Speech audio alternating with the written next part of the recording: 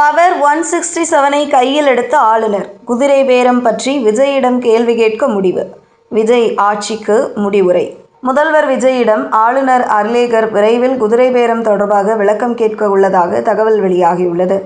முக்கியமாக விஜய் தரக்கூடிய விளக்கத்தை பொறுத்து ஆளுநர் நடவடிக்கைகள் அமையும் என்று எதிர்பார்க்கப்படுகிறது. முதல்வர் விஜய் தலைமையிலான தமிழக வெற்றிக் கழக அரசுக்கு எதிராக அதிமுக, திமுக மற்றும் பாஜக ஆகியன குதிரை பேரம், எம்எல்ஏக்களை விலைக்கு வாங்குதல் மற்றும் அதிகார துஷ்பிரயோகம் போன்ற கடுமையான குற்றச்சாட்டுகளை முன்வைத்துள்ளன.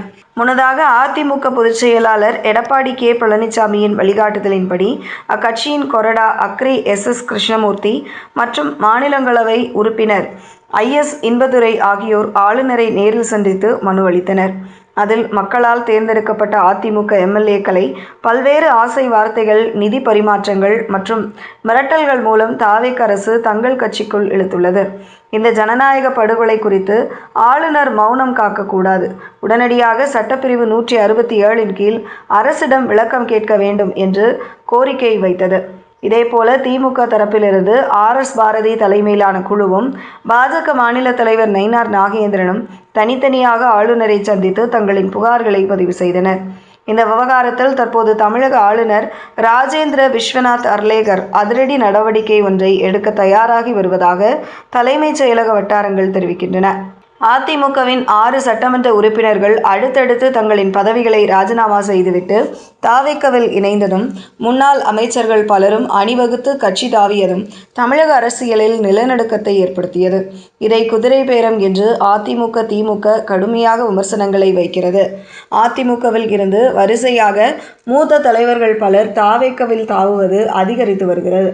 அதிமுகவை சேர்ந்த C. விஜயபாஸ்கர், MR. விஜயபாஸ்கர், மரகதம் குமரவேல், S. ஜெயக்குமார், P. சத்யபாமா, இசக்கி சுப்பையா ஆகிய 6 எம்எல்ஏக்கள் தங்களது பதவிகளை அடுத்தடுத்து ராஜினாமா செய்துவிட்டு முதல்வர் விஜயின் தமிழக வெற்றிக் கழகத்தில் இணைந்தது அனைவரும் அறிந்ததே.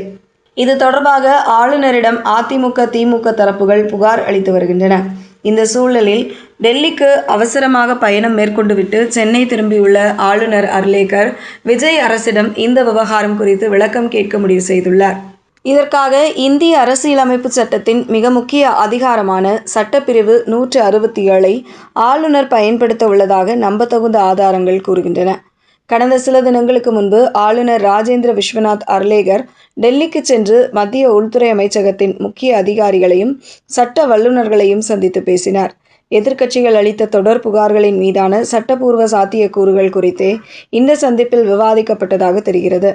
டெல்லியில் இருந்து திரும்பிய உடனேயே ஆளுநர் மாளிகையான ராஜ்பவன் இந்த விவகாரத்தில் தீவிரமாக இறங்கியுள்ளது.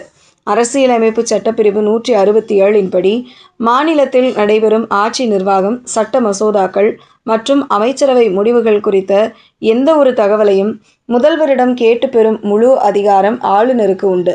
இந்த அதிகாரத்தை பயன்படுத்தி எதிர்க்கட்சிகள் குற்றம் சாட்டும் குதிரை பேரம் குறித்து விரிவான விளக்கம் அளிக்குமாறு முதல்வர் விஜய்க்கு ஆளுநர் முறைப்படி கடிதம் அனுப்ப வாய்ப்புள்ளதாக தெரிகிறது. டெல்லி ஆசியுடன் ஆளுநர் அர்லேகர் எடுக்கப் போகும் அடுத்தடுத்த நடவடிக்கைகள் தமிழக அரசியல் சூழலில் விஜய் அரசுக்கு ஒரு அக்னி பரீட்சையாக அமையும் வாய்ப்புகள் உள்ளன.